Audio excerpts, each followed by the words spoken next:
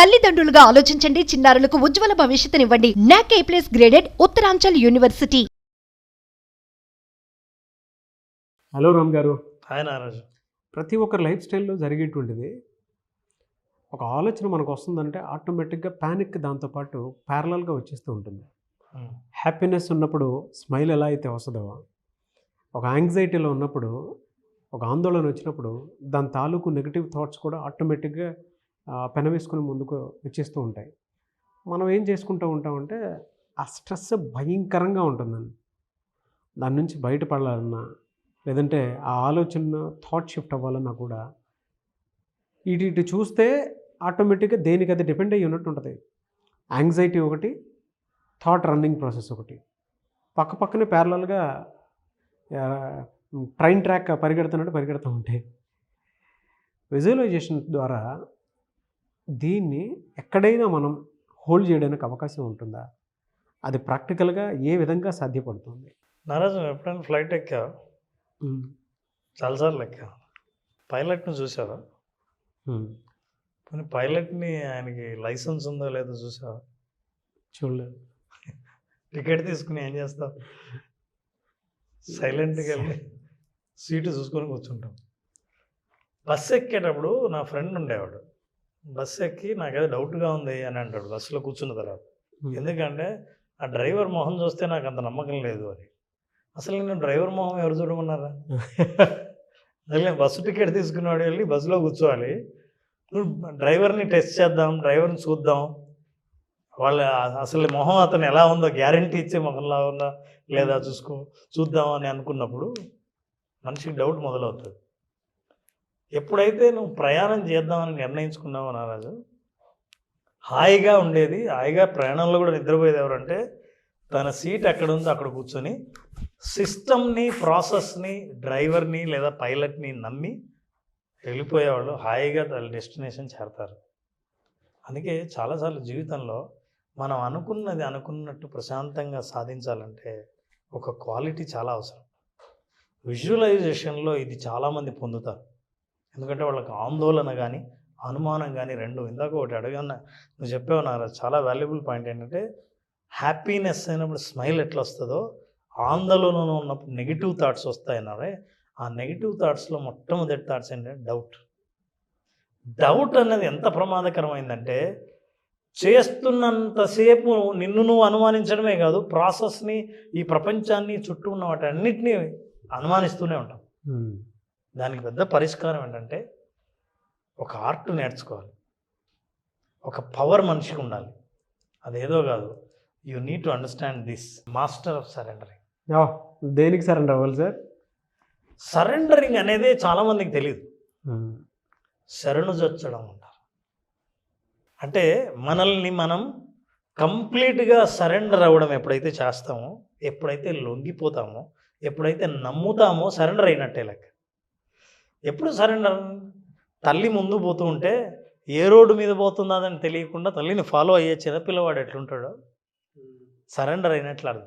దేవుణ్ణి నమ్మేవాడు లేదా ఈ విశ్వాన్ని నమ్మేవాడు ఏదైనా సరే నన్ను ఎలా చేరుస్తాడు, ఎప్పుడు చేరుస్తాడు, ఏమి ఇస్తాడని ఆలోచించకుండా భక్తితో పూజించడం ఒక్కటే తెలిసిన వాడు ఎవరన్నా ఉంటే ఆ భక్తుడిని సరెండర్ అయిన భక్తుడు అని అంటారు. శరణుజొచ్చిన వాడికి ఎట్లాంటి పరిస్థితులు అయినా సరే కోరింది ఇవ్వటానికి భగవంతుడు రెడీగా ఉంటాడని మన పురాణాలు చెప్తాయి. ఎందుకంటే సరెండరింగ్ అంటే చాలామంది అనుకుంటారు గివింగ్ అప్ అని, వదిలేద్దామని. సరెండరింగ్కి వదిలేయటానికి చాలా డిఫరెన్స్ ఉంది. వదిలేయటం కాదు, వస్తుందని నమ్మటం సరెండరింగ్. శరణుజొచ్చినప్పుడు, ఇప్పుడు గజేంద్ర మోక్షంలో ప్రమాదంలో ఉన్నప్పుడు ఏనుగు కాలుని ముసలి గట్టిగా పట్టుకుంటే అహంకారంతో ఉన్న ఏనుగు కొన్ని సంవత్సరాలు యుద్ధం చేసిందంట. కానీ 10,000 సంవత్సరాలు యుద్ధం చేస్తే కూడా అది వదిలించుకోలేకపోయింది. ఆ మకరం ముసలి ఏదైతే ఉంది గట్టి పట్టుపట్టింది. ఎప్పుడైతే గజేంద్రుడు శరణుజొచ్చాడో, సరెండర్ అయ్యాడో, భగవంతుని ప్రార్థించాడో, వెంటనే ఆయన లేచి అసలు అన్నీ మర్చిపోయి బయటకు వచ్చి శరణ్ని కాపాడడానికి వచ్చాడు. అంటే ఎప్పుడైతే నువ్వు శరణు చొచ్చుతావో నువ్వు కోరిన కోరిక తీరుతుంది. దాని అర్థం వదిలేయడం కాదు.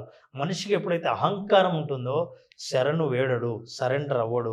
సరెండర్ ఎప్పుడు అవ్వడో నీ అటాచ్మెంట్ గట్టిగా ఉంటుంది. అసలు ఏంటి సరెండర్ అవ్వడం అంటే letting go of your attachment to the outcome.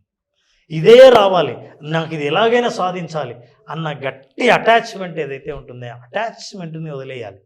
ఇది చాలా క్రిటికల్ ఫిలసాఫికల్ థాట్. అర్థం చేసుకోవాలంటే ఏంటంటే నువ్వు ఎంత అటాచ్మెంట్ పెరుగుతుందో నీకు అంత ఆందోళన పెరుగుతుంది. అవుట్కమ్ మీద నమ్మకం మాత్రం ఉండి నా ప్రాసెస్ మాత్రం నేను ప్రాక్టీస్ చేస్తూ ఉంటే నేను అనుకున్నది నేను సాధిస్తా అన్న నమ్మకం పెరుగుతుంది. చాలామందికి అనుమానం పెరిగేది ఎప్పుడంటే నా అటాచ్మెంట్, నేను అటాచ్ అయింది నాకు దొరుకుతుందా లేదా దాని ఫలితం అన్నది వదిలేస్తే. అందుకే గట్టిగా మనకు చెప్పేది భగవద్గీతలో కూడా, ఫలితాన్ని నువ్వు వదిలే, ఖచ్చితంగా నువ్వు చేయాల్సింది చెయ్యి, చేయవలసిన పని చెయ్యి, ప్రాసెస్ ఫాలోగా విజువలైజేషన్ చెయ్యి, అఫర్మేషన్స్ చెయ్యి, చెప్పింది చెప్పినట్లు ప్రాక్టీస్ చేయి. బికాస్ ఫలితం ఎండింగ్లో ఉంది, భవిష్యత్తులో ఉంది, నీ ప్రాక్టీస్ వర్తమానంలో ఉంది, ప్రజెంట్లో ఉంది. Practice it. కానీ ఎప్పుడైతే నువ్వు అటాచ్మెంట్ నీకు అవుట్కమ్ మీద ఉంటుందో నీ దృష్టి అంతా భవిష్యత్తులో ఉంటుంది, ప్రజెంట్ మీద ప్రాక్టీస్ పోతుంది. You believe in practice, focus on practice, definitely you will reach to the outcome అనేదే భగవద్గీత చెప్తుంది. So that is the master of surrendering. ఏంటంటే learn lessons from negative situations, otherwise you will attract the same negative things in life. నువ్వు బహుశా ఆందోళనలతోనో, భయంతోనో, పాత నమ్మకాలతోనో, failure అవుతానన్న వాటితోనో, ఈ ఆలోచనలతోనో నువ్వు చేస్తుండొచ్చు practices.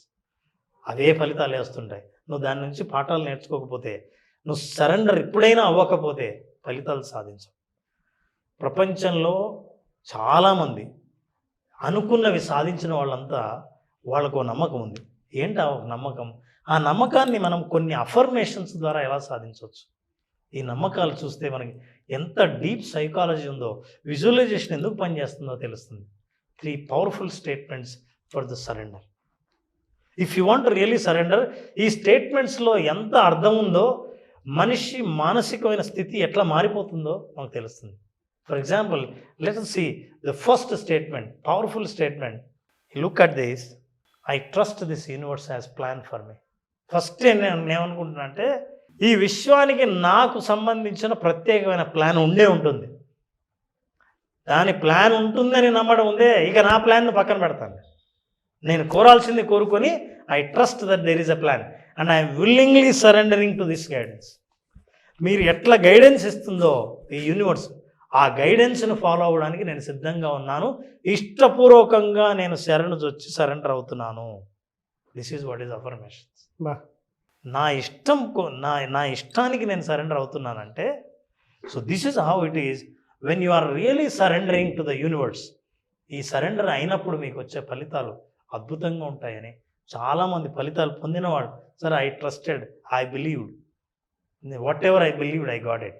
కానీ ఎప్పుడైతే నువ్వు ట్రస్ట్ చేయవో, సరెండర్ అవ్వవో, మధ్యలో బస్సు పోతుంటే డ్రైవర్ దగ్గరికి వెళ్ళి ఓకే కదా అన్నట్టు తర్వాత ఫ్లైట్లో అయితే వాళ్ళు పర్మిషన్ అడుగుతాను, నేను ఒకసారి పైలట్తో మాట్లాడాలి. మీకు ఎక్కడా దొరకదు. ఎందుకంటే ఈ సిస్టమ్స్ ఉన్నవే ఎవరు సరెండర్ అయ్యారో వాళ్ళు రావడానికే. చాలామంది ఫ్లైట్ ఎక్కడంతే భయపడే వాళ్ళు ఉంటారు చూసారా, వాళ్ళకి ఫోబియాస్ ఉంటాయి. వీళ్ళందరూ సరెండర్ కాకపోవడం వల్ల వచ్చే ఫోబియాలే. ఈ ఫోబియా ఎక్కడి నుంచి అంటే జరుగుతుందేమో లేదా జరగదేమో అని అనుకున్నవే ఫోబియాలు. ఇట్లాంటి ఫోబియా నుంచి బయటపడాలంటే సరెండరింగ్ అఫర్మేషన్స్.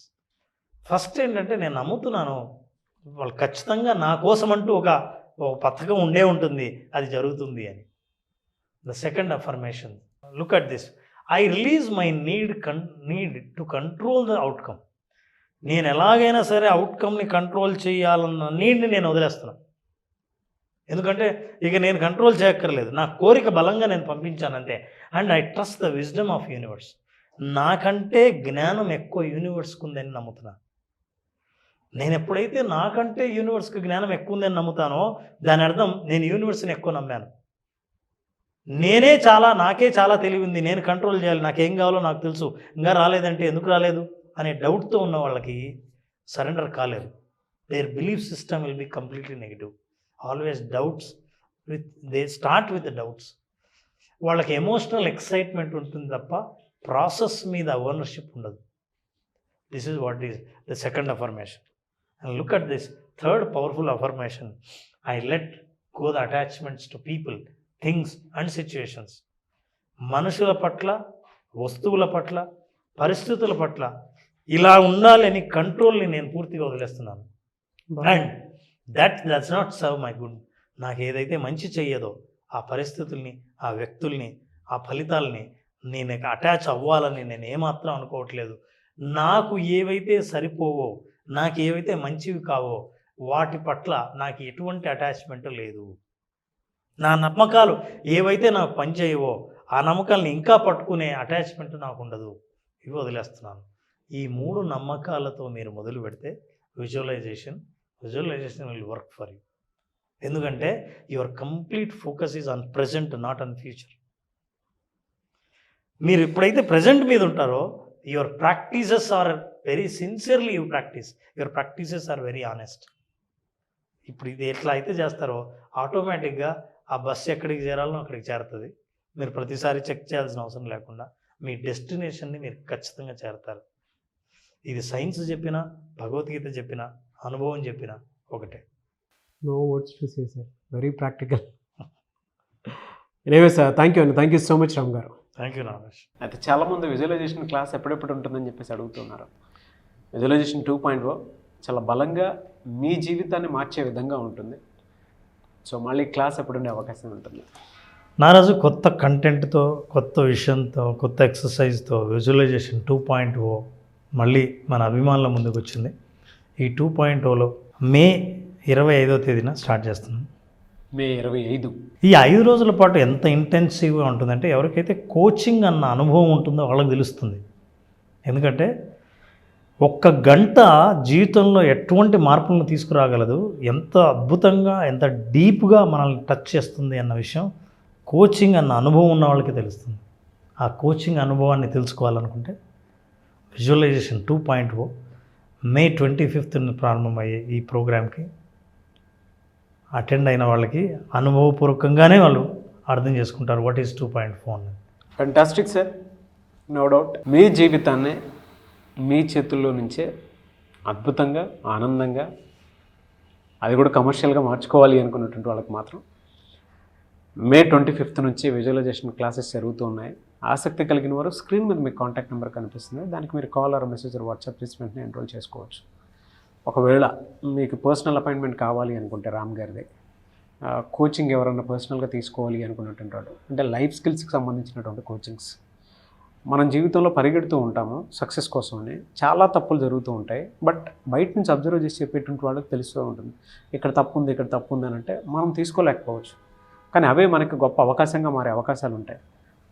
సో అలా మీ కెరీర్ని ఒక సరైన గాడిలోకి తీసుకెళ్ళాలి అనుకుంటే ఒక మెంటర్, గైడ్, కోచ్ తోటి, లేదు ఇంట్లో ఏదన్నా మానసిక సమస్యలు, వైఫ్ అండ్ హస్బెండ్ రిలేషన్షిప్కి సంబంధించి చిన్న చిన్న ఈగోస్ అవి క్లియర్ చేసుకోవాలి అనుకున్నటువంటి వాళ్ళు త్రూ అపాయింట్మెంట్ అయినా సరే అప్రోచ్ అవ్వాలి అనుకున్నా, లేదా విజువలైజేషన్ క్లాస్లో అయినా సరే అప్రోచ్ అవ్వాలి అనుకుంటే స్క్రీన్ మీద మీకు కాంటాక్ట్ నెంబర్ కనిపిస్తుంది, దాన్ని మీరు కాల్ ఆర్ మెసేజ్ వాట్సాప్ చేసి వెంటనే ఎన్రోల్ చేసుకోవచ్చు. ఒకవేళ మీకు కాంటాక్ట్ నెంబర్ కనెక్ట్ అవ్వట్లేదంటే మిస్టర్ నాగ్ అఫీషియల్ 1 అని నా ఇన్స్టాగ్రామ్ ఐడి ఉంది, దానికి మీరు పర్సనల్ మెసేజ్ పెట్టినా నేను రామ్ గారి టీమ్కి ఫార్వర్డ్ చేస్తాను.